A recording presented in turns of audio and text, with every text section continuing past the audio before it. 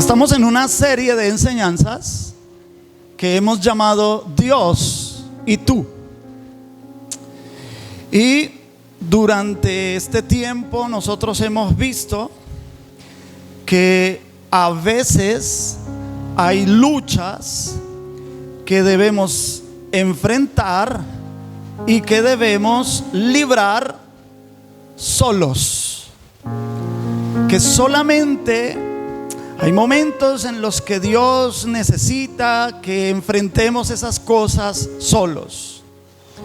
Y veíamos el ejemplo en la vida de José el soñador, y que a través de la historia de esa vida pudimos extraer varios principios. Uno de esos principios es que debemos entender que nadie aquí en la tierra va a venir a salvarnos. Que en los momentos de proceso nosotros debemos dejar de mendigar apoyo emocional. Que también debemos dejar de quejarnos y que debemos levantarnos tan rápido como podamos si es que llegamos a caer. Muchas gracias, mi hermana Diana. También aprendimos de la vida de José que nosotros debemos aprender a soportar la incomodidad. También aprendimos que necesitamos entender que no necesitamos ser entendidos. Y por último dijimos que debemos poner a Dios primero. Y con esto último nos tomó 22 resultados o 22 provisiones de Dios para aquellos que lo ponen a Él primero. Pero a partir de hoy, bajo este mismo tema, Dios y tú, vamos a tratar dos subtemas o dos tópicos que son de suma importancia para la vida de aquellos que quieren poner a Dios primero. Y son la oración y la fe. Igual nos va a tomar varios domingos para hablar sobre la oración y para hablar sobre la fe. A partir de hoy vamos a hablar de la herramienta, una de las herramientas más poderosas, más antiguas, más accesibles que jamás haya existido y que está a disposición de cada uno de nosotros. Y esa herramienta es la oración. Una de esas herramientas, porque la otra ya lo mencioné, es la fe. Y esta herramienta de la oración, si es usada, si es utilizada correctamente, ella tiene la capacidad de transformar cada aspecto de nuestras vidas. Es capaz de transformar nuestras finanzas. Es capaz de transformar incluso nuestra salud. Es capaz de transformar nuestra relación con los demás. Relación de pareja, relación familiar, relación de amistad, etcétera. Relación laboral, etcétera. Y también es capaz de proveer una paz interior.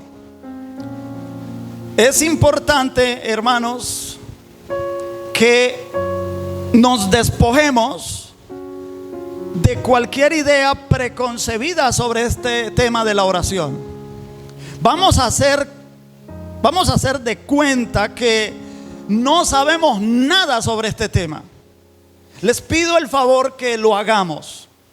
Hay cosas que nosotros ya sabemos de la oración, pero les pido que nos olvidemos por un momento mientras tratamos hoy esto, que apenas es una introducción al tema. No vamos a hablar de la oración desde el punto de vista religioso. No vamos a hablar de la oración desde el punto de vista dogmático, no. Ni tampoco vamos a hacer aquí debate teológico sobre el tema. No vamos a ser exegéticos en los textos bíblicos. Solo vamos a hablar de la oración como lo que es. ¿Y qué es entonces la oración de manera práctica, de manera simple, de manera sencilla? Pues Podemos decir que la oración es la forma más elevada de una mente que se disciplina. La forma más elevada de una mente que se disciplina en sus pensamientos, y que esos pensamientos se vuelven el mecanismo para tener una comunión directa con Dios, en donde nosotros podemos establecer nuestras metas, donde nos podemos alinear para nuestros recursos personales con un poder infinitamente superior, el poder de Dios.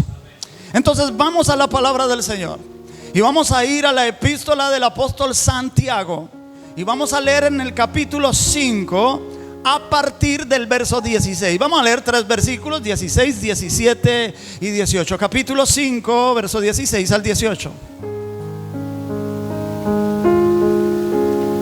La palabra del Señor dice: confesaos vuestras ofensas unos a otros y orad unos por otros, para que seáis ¿qué? Sanados. La oración eficaz del justo puede mucho. Repito esa última parte. La oración eficaz del justo puede mucho. Verso 17. Elías era hombre sujeto a pasiones semejantes a las nuestras, y oró fervientemente para que no lloviese, y no llovió sobre la tierra por 3 años y 6 meses. Versículo 18. Y otra vez oró, y el cielo dio lluvia, y la tierra produjo su fruto. Cuando hablamos de la oración, no podemos dejar de lado la oración íntima. La oración es, en primer lugar, una manera de intimar con Dios.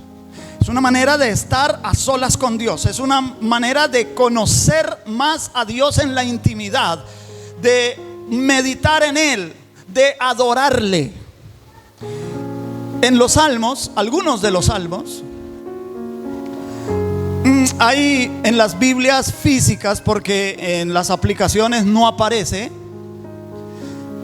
Justo antes de empezar el primer versículo, hay una letra menudita, una letra chiquita, pero esa letra hace parte del texto original, es decir, es parte del texto inspirado. Y tú puedes leer en algunos salmos que dice Salmo de David, hay otros que dicen Salmos de Asaf, hay otros que dicen Salmo de los hijos de Coré, hay otros que dicen Salmo en Nehinot, que significa instrumentos de cuerda.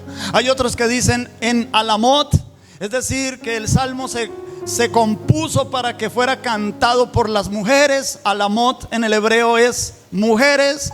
Pero hay 6 salmos que en su encabezamiento hay una palabra en hebreo que es la palabra miktam. Y la palabra miktam significa grabar, pero no grabar en un estudio de grabación, no, grabar como cuando se cincela en una piedra. Cuando se escribe sobre una piedra, se debe cincelar. Entonces, miktam trae la idea de quitar algo. Por ejemplo, cuando tú escribes sobre papel, lo que estás haciendo es añadir un elemento a otro. Escribe sobre papel blanco, el papel blanco es un elemento y la tinta es otro elemento. Escribir sería agregar, pero grabar significa quitar. Por lo que los sabios han entendido que miktam, esos salmos que son 6, el Salmo 16, y a partir del Salmo 56, 57, 58, 59 y 60, todos son encabezados con la palabra miktam, miktam de David. Quiere decir que hay que quitar un elemento en ese tipo de oración. ¿Qué elemento hay que quitar? La voz. Entonces se ha dicho que miktam es recitar el salmo que está encabezado con esa palabra con la boca cubierta. Es decir, este salmo es para meditar en él. Y si tú vas a esos salmos que yo ya acabé de citar y los estudias en tu casa, te darás cuenta que todos esos salmos Es un pedido de ayuda a Dios, de auxilio, de socorro por causa de persecuciones de los enemigos. Pero más que nada estos salmos son para la meditación, son para tener una intimidad con Dios. Es un pedido de auxilio en la intimidad, en donde nadie más debe escuchar. Vamos a decir una oración en silencio. Ahora bien, Santiago, en cambio, nos está hablando no de una oración íntima, no nos habla de una oración personal en silencio con Dios, sino que nos está hablando de una oración eficaz. Oración eficaz. Y dice que este tipo de oración es cuando uno pide a Dios algo, y dice que este tipo de oración lo hacen los justos. Y que cuando un justo hace este tipo de oración, es una oración que puede mucho. Y luego pasa a explicar cómo es esto de la oración eficaz, y habla del caso de Elías, el profeta de Israel. Y dice que Elías era una persona, era un hombre con las mismas dificultades suyas y mías. Era un hombre que estaba sujeto a las pasiones semejantes a las nuestras. Pero dice que oró fervientemente. Cuando tú vas al texto original de ese versículo, allá dice que con oración oró. Eso es una figura retórica que se llama pleonasmo, es decir, una redundancia, pero no una redundancia sin sentido. Siempre en la literatura hebrea se usa esta figura retórica para enfatizar algo, y por eso en nuestras traducciones al español se dice oró fervientemente, oró con mucha intención, oró con persistencia, oró con pasión. Y dice que para que no lloviera, y no llovió. Y luego oró nuevamente para que lloviera, y volvió a llover. Hermanos y hermanas, Dios quiere relacionarse con nosotros, y Él espera que nosotros correspondamos a esa relación, que hablemos con Él, que le hablemos a Él.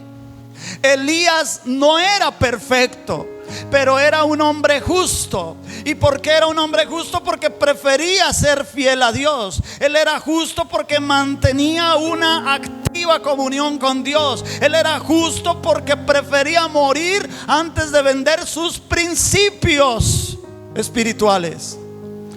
Y para entender cómo funciona esto de la oración eficaz, y luego para entender lo que es la fe, de lo que vamos a hablar mucho más adelante, necesitamos primero tener en cuenta un elemento esencial, un elemento fundamental e innegociable.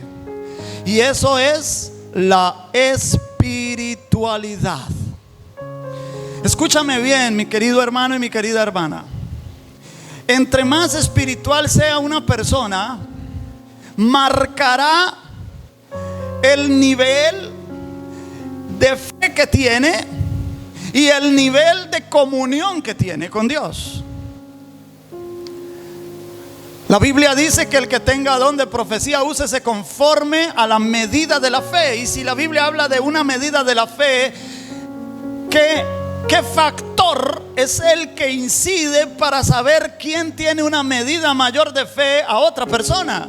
El factor que incide en eso es la espiritualidad. Hermano Carlos, pero explique qué es la espiritualidad. Explique qué significa ser una persona espiritual. Con mucho gusto, usted me lo pide, yo se lo explico.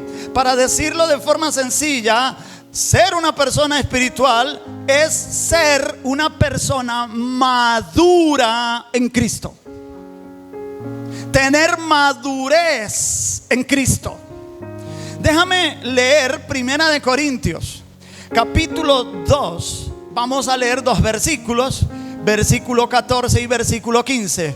1 Corintios 2:14 dice: pero el hombre natural no percibe las cosas que son del Espíritu de Dios. ¿Por qué? Porque para él son locura y no las puede entender, porque se han de discernir espiritualmente. Versículo 15. En cambio, el espiritual juzga todas las cosas, pero él no es juzgado de nadie. ¿Quieres saber quién es alguien que es espiritual? Porque esta persona juzga todas las cosas y él no es juzgado de nadie. ¿Y qué significa eso? Atención a la palabra juzgar. La palabra juzgar no es condenar. No, señores, no, señoras. La palabra juzgar en la Biblia es examinar. Y ese es el oficio de un juez. El oficio de un juez es que él debe analizar, debe evaluar, debe examinar las pruebas que se le presentan, las pruebas que presenta la parte acusatoria o la fiscalía y las pruebas que presenta la defensa. Es decir, el juez no va a tomar un veredicto de una vez, sino que primero se da la tarea del examen. Y cuando la Biblia utiliza la palabra juzgar, está hablando de examinar. La persona que es espiritual examina todas las cosas. No es una persona reactiva, es una persona proactiva. Es una persona que se toma su tiempo, que analiza, que evalúa, que mide, que no es para nada emocionalista. Y él, dice aquí este versículo, y él en cambio no es juzgado de nadie. Es decir, nadie tiene que examinarlo a él, porque él se ha constituido en un ejemplo a seguir, en un referente. Él se ha constituido en una persona que se asemeja a Cristo. La persona promedio vaga por la vida sin tener metas claras. Vive al diario, como decimos nosotros.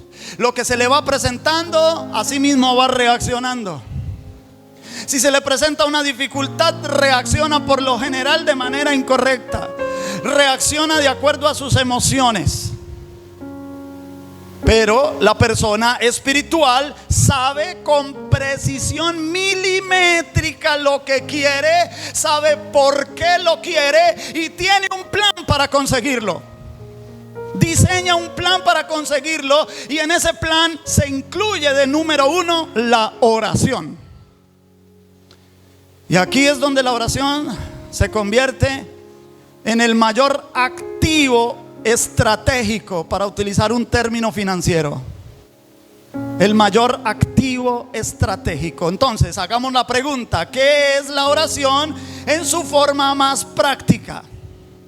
Bien, la oración en su forma más práctica es la verbalización y la formalización de las metas suyas, de sus metas más profundas, ante la fuente todopoderosa que es creador de todas las cosas y de toda la existencia. ¿Quién es? Dios. Tú presentas tus metas ante Dios en oración. Ahora, mira, vamos a leer Filipenses para darle apoyo a lo que estoy diciendo. Filipenses capítulo 4, en el versículo número 6. Dice: por nada estéis afanosos, sino sean conocidas vuestras ¿qué? Peticiones. ¿Delante de quién? De Dios. En toda oración y ¿qué más? Ruego. ¿Cómo? Con acción de gracias. Entonces vamos a tratar de explicarle un poquito. Atención, no estoy haciendo exégesis de los textos, estoy siendo práctico. Piénselo de esta manera. Piénselo de esta manera. Si usted tiene un negocio, un emprendimiento, una empresa, y usted necesita la inversión de un inversor, piénselo. Usted necesita la inversión de alguien que tiene para invertir en su emprendimiento, en su negocio, en su empresa. Usted no iría delante del inversor más importante del mundo con ideas vagas, con deseos ambiguos. No, todo lo contrario. Usted prepararía una presentación. usted tendría datos, usted tendría cifras, usted tendría un plan de acción muy claro y usted se lo presentaría a esa inversionista. Tendría que exponerle a esa persona una convicción de un resultado que es eficaz, un resultado eficiente también.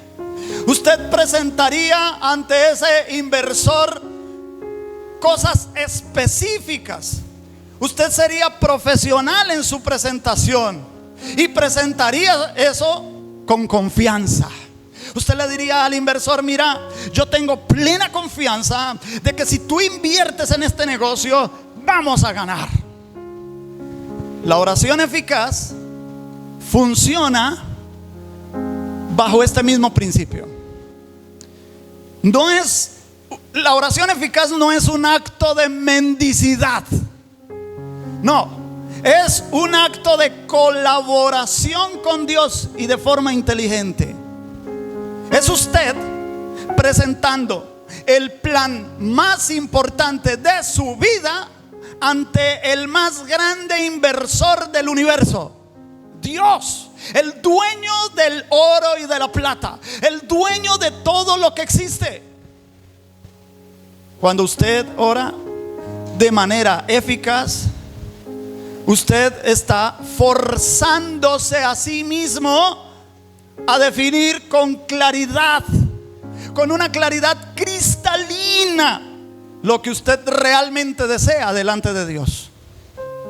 Mira, la oración eficaz no es esa la que dice: Señor, me gustaría tener más, un poquito más de esto, un poquito más de aquello, me gustaría tener más dinero. No, esa no es una oración eficaz. Una oración eficaz es la que le dice: Señor, mi meta es aumentar mis ingresos en un 35% los próximos 12 meses para asegurarme una estabilidad económica, para contribuir en tu obra, para ayudar al que está necesitado. Entonces yo te pido sabiduría, te pido oportunidades y te pido disciplina para poder hacer el trabajo necesario.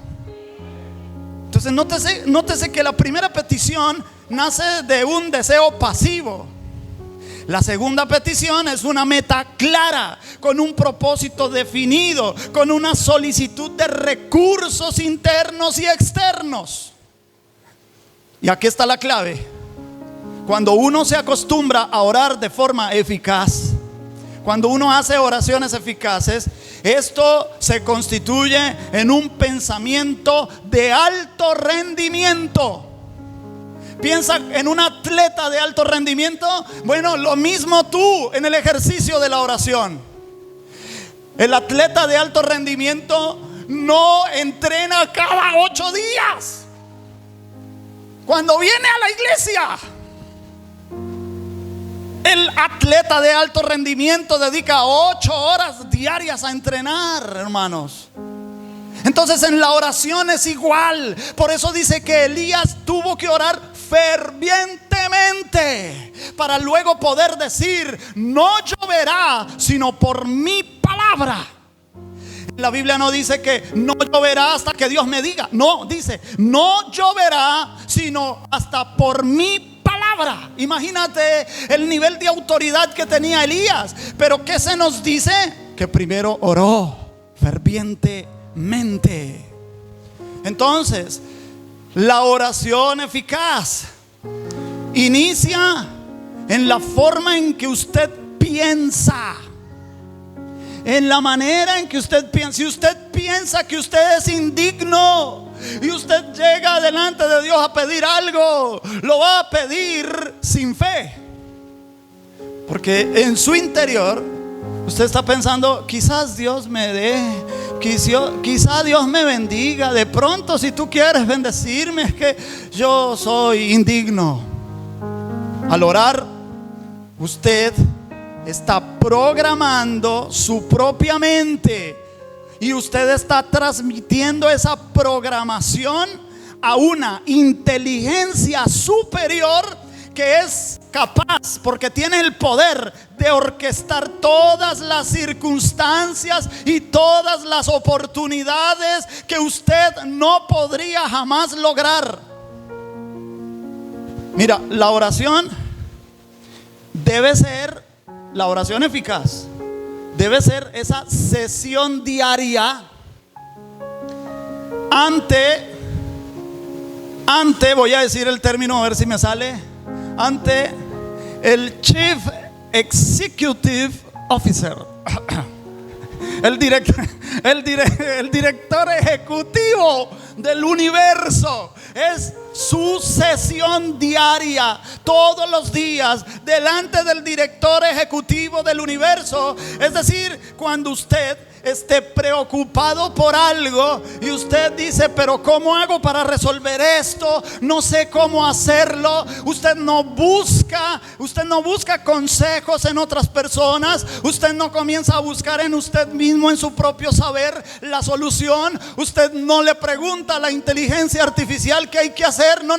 Usted va delante de la presencia de Dios. Usted va ante la gran inteligencia que constituyó este mismo universo y presenta su preocupación en oración. Usted transforma su preocupación en oración y así está transformando una energía negativa de ansiedad en una energía positiva de acción y de planificación. ¿Se te presentó un problema? ¿Se te está presentando un problema? ¿Qué vas a hacer? Señor, Padre, ayuda. Perdón, no estoy burlándome porque es muy humano. A todos nos pasa. Pero dejemos de actuar de esa forma. Tenemos que venir delante del Señor y decir: Señor, no sé cómo resolver esto.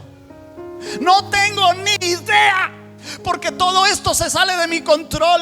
Pero tú eres poderoso, tú eres todopoderoso y yo soy tu hijo. Yo soy tu hijo. Te presento esto delante de ti para que tú tomes acción, Señor. Y cuando tú conviertes esa energía negativa de ansiedad, de preocupación, de no saber qué hacer, en una energía positiva de planificación, de acción, mira, el Señor te irá dando claridad de qué hacer. Leamos Primera de Pedro, capítulo 5, versículo número 7. Echando toda vuestra ansiedad sobre Él, porque ¿el qué? ¿Está leyendo? ¿El qué? ¿Quién es ese Él? Dios. Él tiene ¿qué? Cuidado de quiénes, de vosotros. O sea, Dios es un Dios descuidado. Es un padre que no le interesan sus hijos. Es un padre ausente. No y 1000 veces no. Dios tiene cuidado de nosotros. Lo dice su palabra. No te lo estoy diciendo yo, te lo estoy transmitiendo yo, pero lo dice la palabra. Ahora, qué bonito suena eso, pero explícame cómo hago para echar mi ansiedad delante de Él. ¿Cómo hago? Leamos el versículo anterior, versículo 6. Humillaos, pues, bajo la poderosa mano de Dios, para que Él os exalte cuando fuere tiempo. Aquí los hermanos ya saben que cuando la Biblia habla de la mano de Dios, ¿a qué se refiere? Al Espíritu Santo. Humillaos pues bajo la poderosa mano de Dios, bajo el Espíritu Santo, que es el que te cuida. Él es como la gallina, dice el Señor Jesús. Dice: cuántas veces quise juntarte como la gallina junta sus polluelos debajo de sus alas, pero no quisiste. Esa gallina, perdone hermanos, son las palabras del Señor Jesús, ¿no? No lo tome usted como un insulto al Espíritu Santo. La gallina es el Espíritu Santo que cubre a sus polluelos bajo sus alas. Él tiene cuidado de nosotros. Necesitamos estar bajo su mano. y a su tiempo Él nos exaltará. Entonces hay que echar toda nuestra ansiedad en Dios. Y una vez esto se hace, hermanos, te lo aseguro, tú empiezas a recibir, lo primero que vas a recibir es paz. Paz. Porque no hay nada más tremendo que uno en medio de un problema, en medio de una crisis, que uno no sabe qué hacer y no hay paz. Pero qué distinto cuando hay un momento de crisis, un momento de dificultad y aún así conservamos la paz. Hay claridad mental cuando hay paz. La paz es el indicador de que usted se acerca a Dios con confianza. Y cuando usted se acerca a Dios con confianza, cuando usted se acerca a Dios con fe, Dios se agrada de esa postura. Vamos a leerlo en Hebreos 4, capítulo 4, versículo 16. Hebreos 4:16. Acerquémonos pues confiadamente al trono de la gracia para alcanzar misericordia y hallar ¿qué?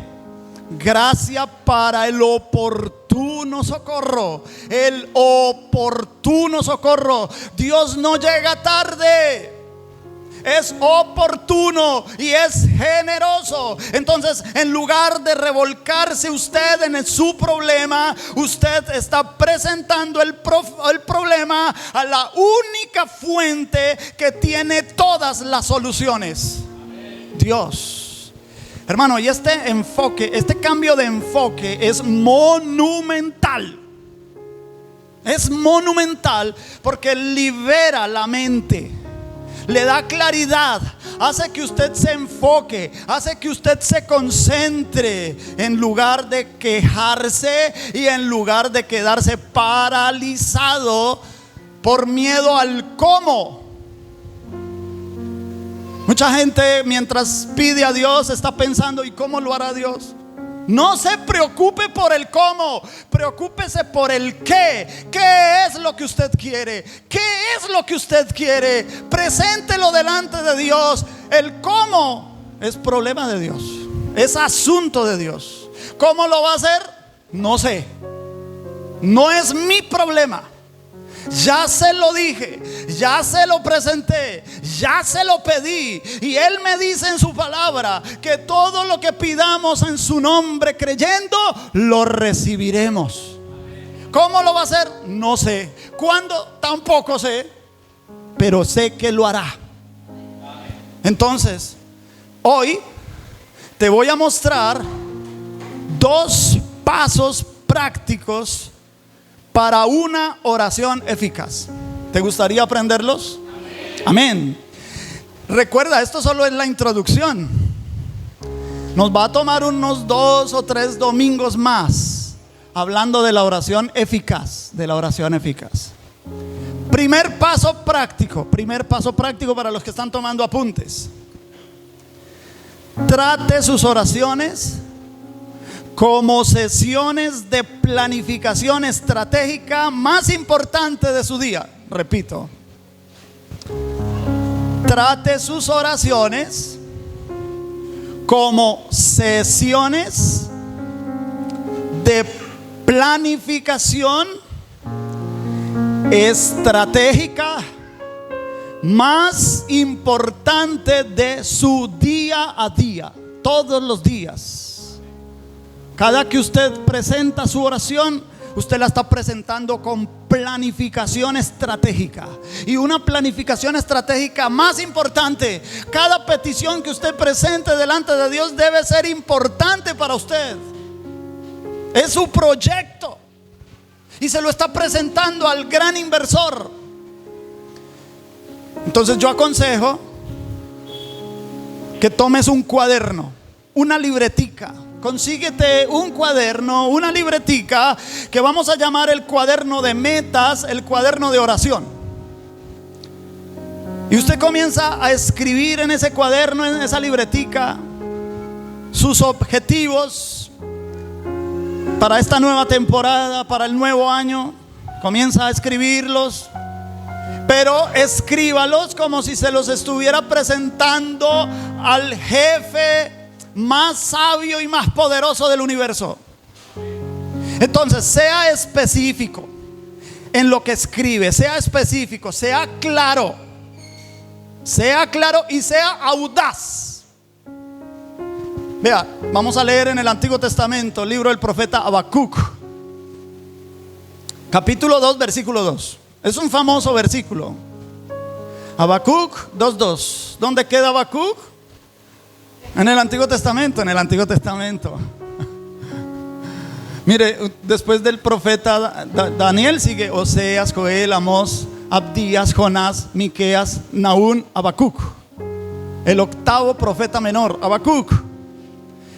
Capítulo 2, versículo 2 dice: escribe la visión y declárala en tablas. Bueno, en tablas tú lo escribes en la libreta, en el cuaderno, para que corra el que leyere en ella. Entonces, hermano, este simple acto de poner sobre el papel sus metas y como forma de formalizar su comunión con Dios es su primer y más grande y gigantesco paso para convertir lo invisible a lo visible. El primer y más grande paso es escribirla. Téngalo ahí. Y todos los días usted lo va a presentar delante de Dios. Ya le voy a decir cómo. Ahora, ¿cómo funciona esto en un nivel práctico, en un nivel tangible de la vida diaria? Bueno, una vez que usted ha establecido con claridad, así como ya hemos dicho, como lo hemos hablado, una vez que usted ha definido qué metas quiere alcanzar, cuáles son los objetivos que usted quiere alcanzar, una vez usted ha definido eso, en oración se presenta y luego se desencadena un proceso que para mí es un proceso fascinante, tanto en su interior como en el exterior. Entonces, número 1, en su interior. El proceso que se comienza a desencadenar en su interior es en su mente, en su propia mente. Mire, hermanos, estuve investigando y los neurólogos nos han enseñado que el cerebro tiene un sistema increíble que se llama, o ellos lo llaman, el sistema de activación reticular. Sistema de activación reticular, ¿qué es eso? Bueno, es una red neuronal que está en el tronco encefálico y que regula su estado de atención y su estado de alerta. Piense en este sistema como si fuera un guardián de su mente.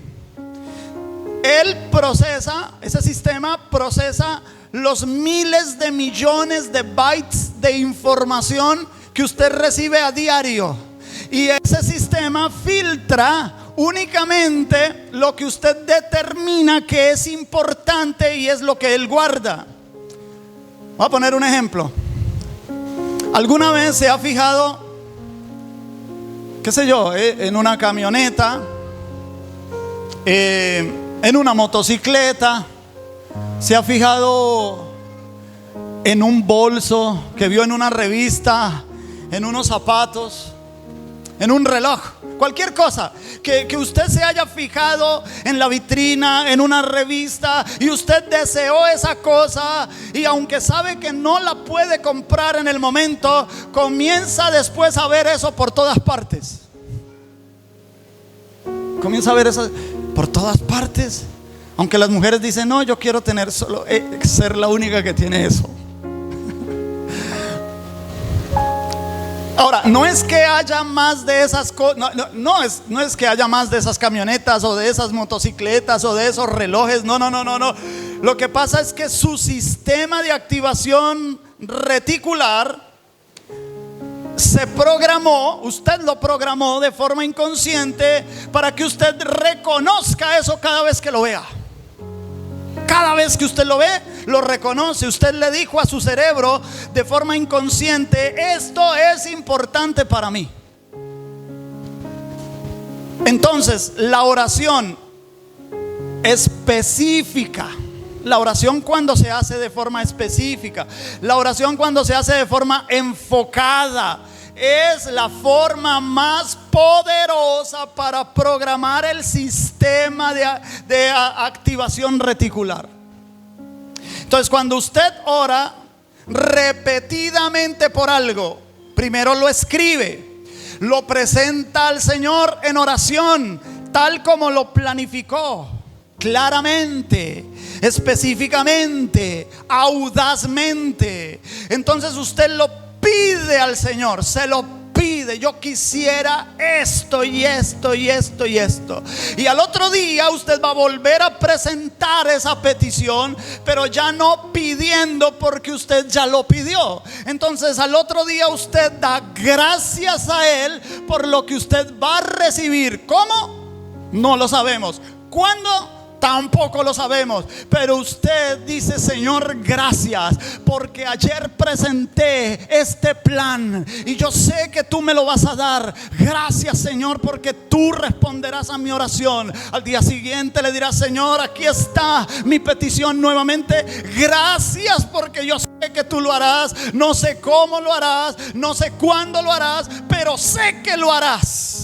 Y diariamente usted va instruyendo su subconsciente en los términos más energéticos posibles. Y esto lo voy a explicar con más detalle cuando lleguemos a la fe. Ahora, ¿y cómo se sabe si yo estoy orando bien? Pues porque usted comienza a prestarle atención a lo que usted está pidiendo.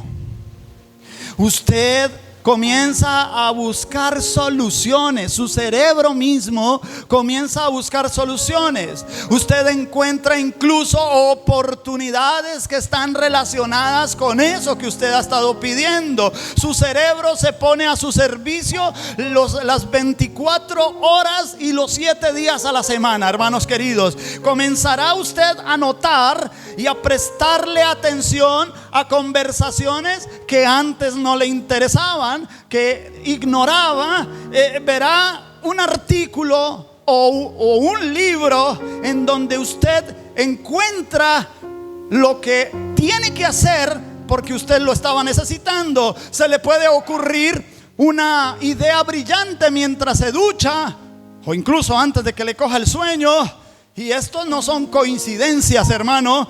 Es su mente que ya está programada a través de la oración enfocada. Está trabajando en alineación con su objetivo. Usted convierte su mente, usted mismo se convierte en un imán de las soluciones porque ha definido ese problema con total precisión delante de Dios.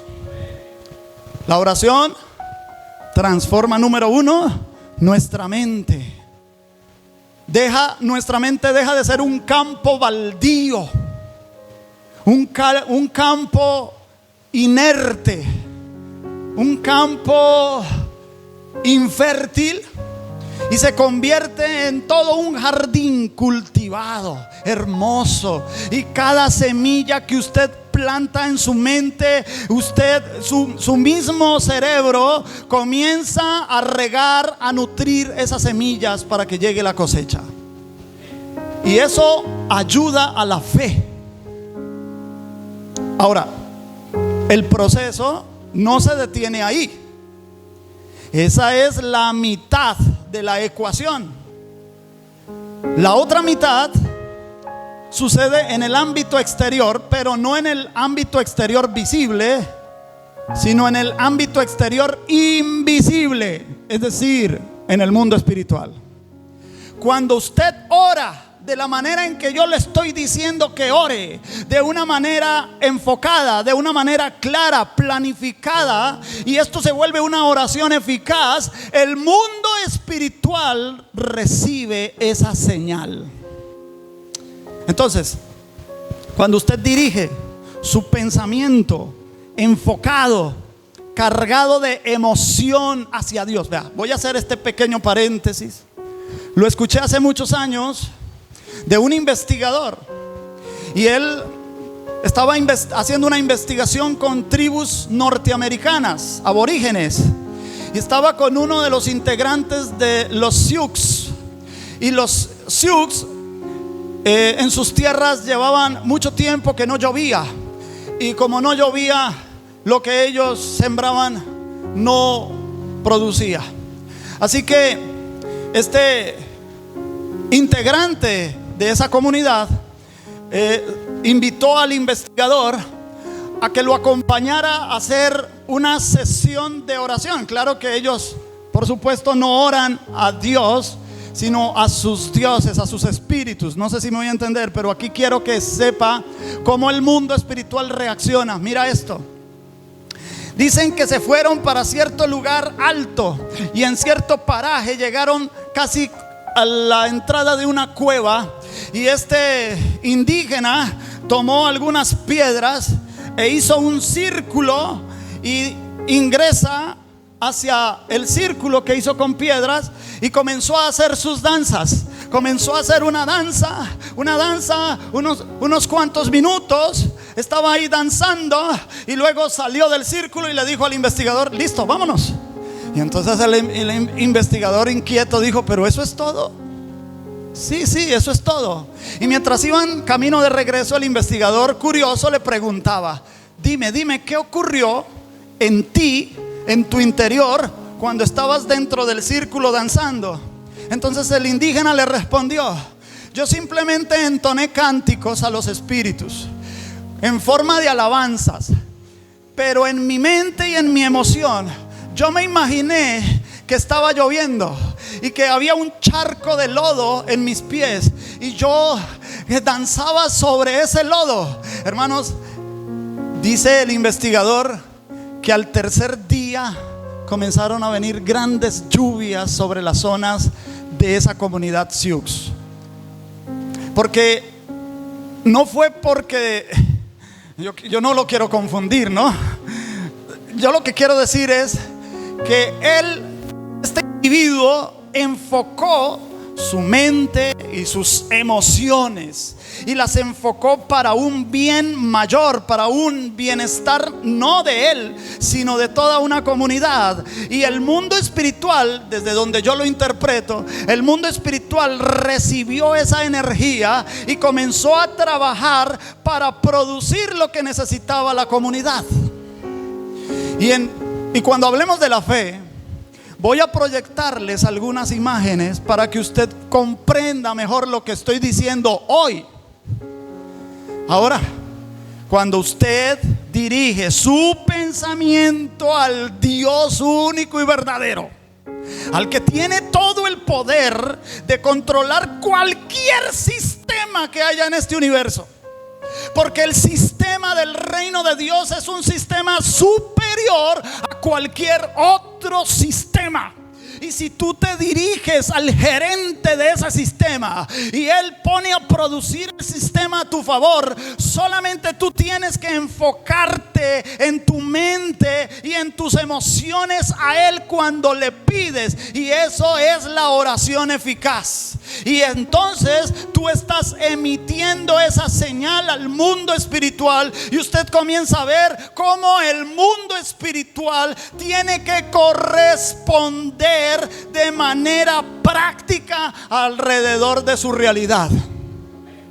Repito, esto lo voy a explicar más adelante cuando hablemos de la fe. Pero su mundo físico, que es el sello, siempre lo he explicado así, es el sello del mundo espiritual. El mundo espiritual es el original. Nosotros aquí somos una réplica, somos un sello. Entonces su realidad se comienza a transformar desde el mundo espiritual, porque el mundo espiritual comienza a estar dominado por su fe y empieza a cultivar eso a través de la oración diaria, a través de la oración diaria.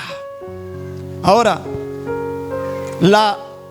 el mundo espiritual, por ley, escúchame bien, el mundo espiritual por ley comenzará a corresponderle a usted.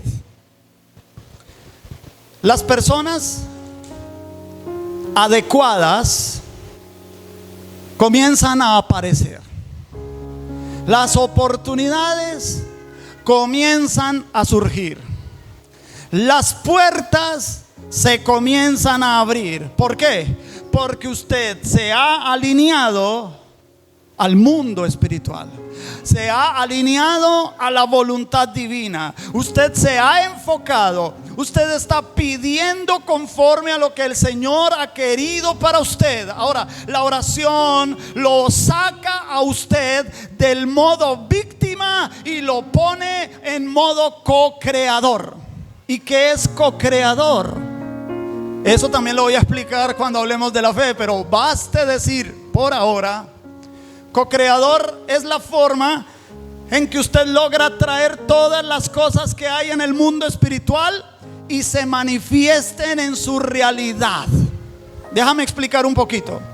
Mira, una cosa es tu realidad y otra cosa es la verdad que ya está escrita sobre ti. ¿Pasó derecho? Nadie dijo amén. No, fue porque no se entendió, ¿verdad que no? No se entendió. Repito. Ser co-creador es distinguir entre mi realidad y la verdad que ya está escrita sobre mí. Mira, la realidad tuya y la realidad mía está formada por un conjunto, por una serie de circunstancias que se me están presentando, por algo que yo escuché que alguien habló de mí. Entonces, eso que tú escuchaste, que alguien habló de ti, forma parte de tu realidad, pero eso solo es tu interpretación de lo que otra persona habló acerca de ti. Es para poner un ejemplo. Entonces, tu realidad se va fabricando de acuerdo a esa serie de circunstancias que te comienzan a rodear. Pero esa realidad no solamente es presente, sino que también es temporal y por lo general es aparente. Tu realidad generalmente es aparente, porque la verdad está en todo lo que Dios ya ha dicho de ti. ¿Y qué es lo que ya Dios ha dicho de ti? Pues que Él ya sabía que tú ibas a existir. La Biblia dice que Él te conocía desde antes de la fundación del mundo, y que a los que Él conoció, a estos también predestinó. Es decir, que Él diseñó un destino para ti. Él diseñó un propósito para tu vida. Para cuando llegaras a esta existencia, Él tenía ya diseñado tu propósito. Él ya tenía diseñado tu destino. Y a los que Él predestinó, a estos también llamó. Y a los que llamó, a estos también justificó. Y a los que justificó, a estos también glorificó con Cristo. La glorificación tuya y mía literal todavía es futura.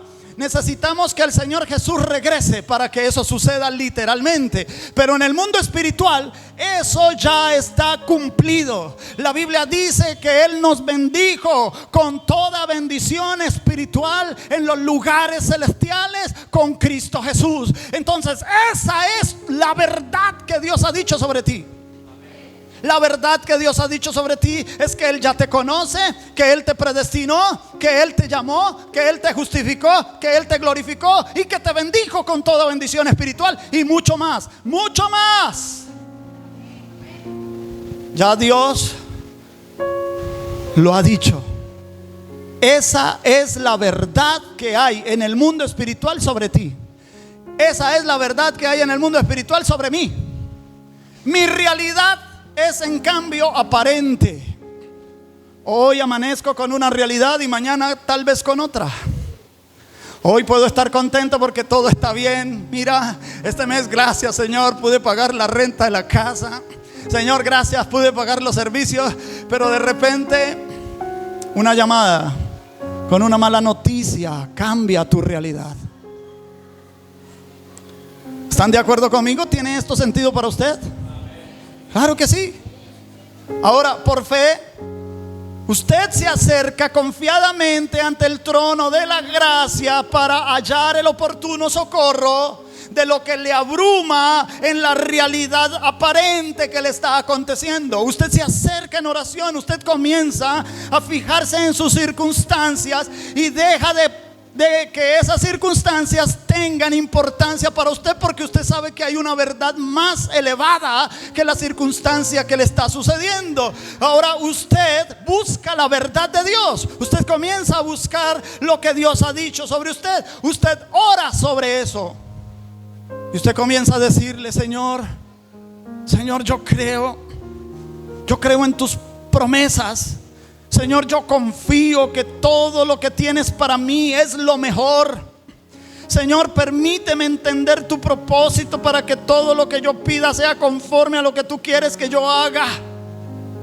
Y comienzas a orar de esa manera. ¿Entiende eso? Entonces ya comienza a orar de manera específica, de manera clara, de manera enfocada. Segundo paso práctico. No lo puedo explicar todo, lo voy a dejar para el próximo domingo, que el Señor me permita estar aquí. El segundo paso práctico es la repetición y la inmersión. Repetición e inmersión. Mira, no ores una sola vez y después acuéstese a dormir. Y después usted espera y no vuelve a decir nada. No, usted debe convertir eso en un hábito diario. En un hábito diario. Por la mañana usted debe alinear su día orando por guía de Dios, por sabiduría de Dios. Durante el día, cuando enfrente algún inconveniente, saque 30 segundos de su tiempo, 30, no necesita nada más, y pida la solución para ese problema. Y por la noche agradezca todos los progresos que ha tenido. Mira lo que dice Primera de Tesalonicenses capítulo 5 en el versículo 17. Dice un versículo muy largo: orad sin cesar. En la mañana, durante el día, pequeñas oraciones. Eso lo voy a explicar el próximo domingo, que el Señor me permita estar aquí. Y por la noche agradezca. Y yo recomiendo que por la noche confiese todos sus pecados. Cada noche. Y mire lo que dice el Salmo capítulo 5 versículo 3. Con esto termino. Dice: de mañana, Salmo 5:3, listo. Oh Jehová, de mañana oirás mi voz. De mañana me presentaré delante de ti. ¿Y qué? Y esperaré. Mira, esta confianza es lo que mantiene tu sistema de activación reticular programado y mantiene su señal al mundo espiritual. Y el mundo espiritual atenderá eso de forma clara y fuerte. Ese debe ser su entrenamiento diario. Como si fueras un atleta de alto rendimiento. No vas a ejercitar tus músculos, vas a ejercitar tu mente en oración. Vas a ejercitar tu alma en oración. Y vas a ver cómo ese rendimiento mejora tu vida.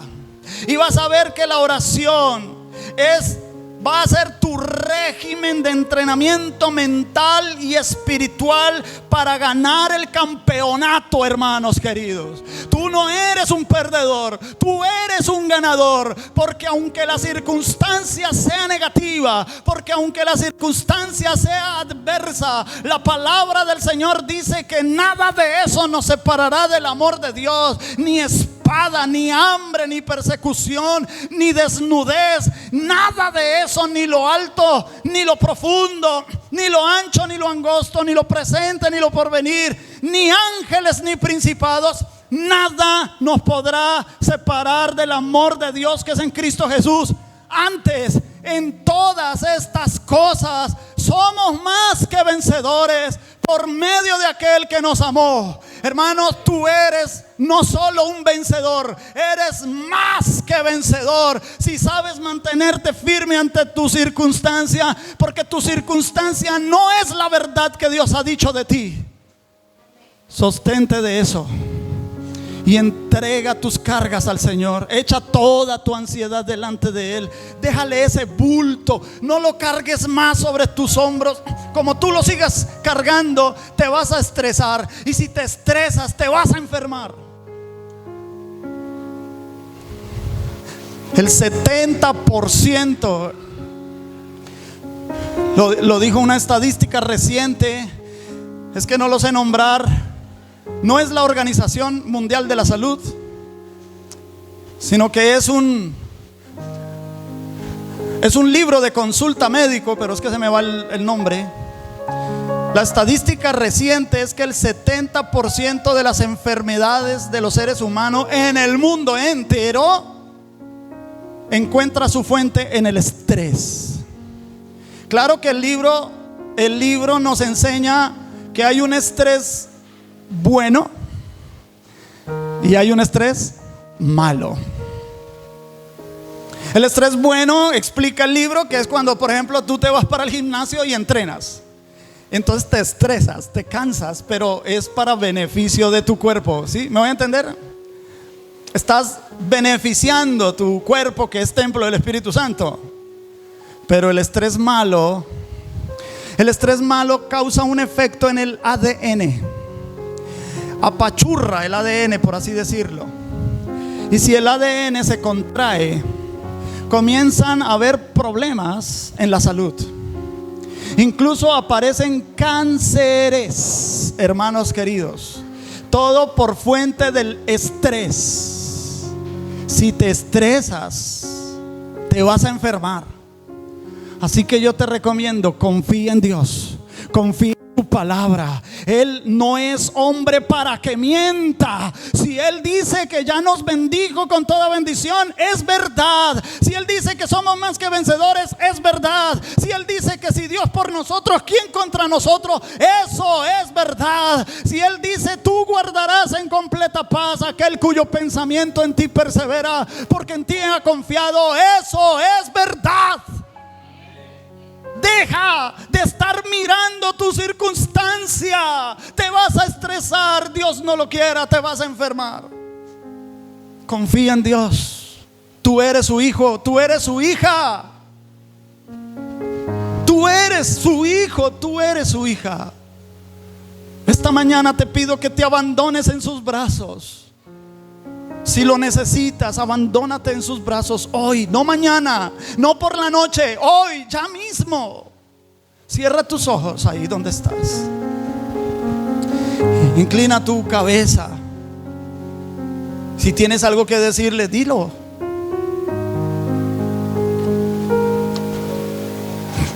Cuando me dieron la noticia en el Instituto Nacional de Cancerología que mi hijo tenía un cáncer de los más agresivos, que había atacado su hueso femoral y que había hecho metástasis en los pulmones, y como era un menor de edad, la doctora me dijo, tiene que firmar esta autorización porque necesitamos quitar la pierna de su hijo para empezar a tratar sus pulmones. Yo le había orado al Señor antes de salir de la casa junto con mi hijo para el médico. Yo le dije, Señor, todo lo que me digan los médicos yo voy a hacer, yo voy a tomar eso como si fuera tu palabra. Y cuando esta doctora estaba frente a mí con esa autorización y me dijo, Señor, firme, firme, su hijo ya está siendo atendido por una psicóloga. Y yo le pregunté a la doctora, ¿y qué dice él? ¿Qué dice él? Yo quiero saber qué dice él. Y ella me contestó y me dijo, él dice que quiere vivir, que le quiten la pierna. Tomé el lapicero y firmé. La doctora se dio media vuelta y se alejó, y yo en esa sala de espera me dejé caer en esa silla y le dije, Señor, estoy dudando. Tenemos que decir lo que sentimos a Dios. Díselo. Señor, estoy preocupado. Díselo. Señor, no sé qué hacer. Díselo. Señor, estoy confundida, estoy confundido. Díselo. Díselo hoy. Saca eso, echa tu ansiedad en Él. Quítate ese bulto de encima. Vamos, vamos, deja salir palabras de tu boca. Díselo ahí como si lo estuvieras diciendo a su oído, como si le estuvieras diciendo el secreto. Dile: Señor, ya no puedo más. Díselo, entrégalo, entrégaselo. Es que tú no lo has entregado. Sé libre en esta mañana y confía. Confía. Él tiene la última palabra sobre ti. Él ya habló acerca de ti. Tú eres su hijo, tú eres su hija. Vamos, acércate ante el trono de la gracia. Ante el trono de la gracia. No te estás acercando ante el trono del juez, ante el trono de la gracia. Dile: Señor, me acojo a tu gracia. Me acojo, hoy me aferro a tu gracia. Hoy me aferro como Jacob se aferró a ti, y no te soltaré hasta que tú me bendigas. Lo seguiré intentando hasta que tú me lo concedas. Trae eso delante del Señor. Déjalo ahí. Porque si no, no vas a poder orar con confianza. No vas a tener claridad en tu mente. Deja la ansiedad delante de Dios.